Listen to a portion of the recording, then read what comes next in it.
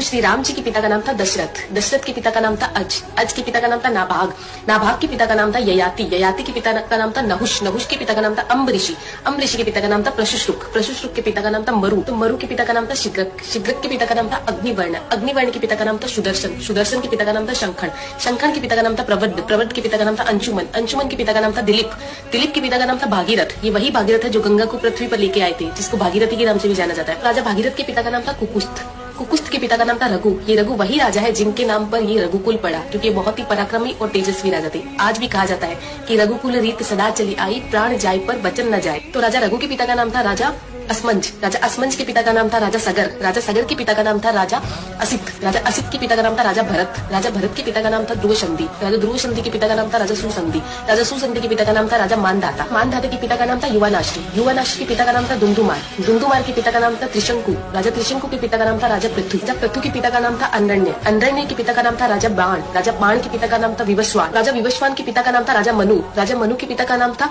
इक्ष्वाकु, इक्ष्वाकु के पिता का नाम था राजा कुक्षी, राजा कुक्षी के पिता का नाम था राजा विकुक्षी, राजा विकुक्षी के पिता का नाम था राजा कश्यप, राजा कश्यप के पिता का नाम था राजा मरीचि, राजा मरीचि के पिता का नाम था ब्रह्मा जी। तो इस हिसाब से हमारे प्रभु श्री राम जी ब्रह्मा जी की 39वीं पीढ़ी है, 39th। आने वाला इतिहास ये नहीं बोलना चाहिए कि सनातनियों को मुगलों का इतिहास तो पता था और खुद का इतिहास नहीं पता था। तो ज्यादा से ज्यादा इस वीडियो को शेयर कीजिए। जय श्री राम।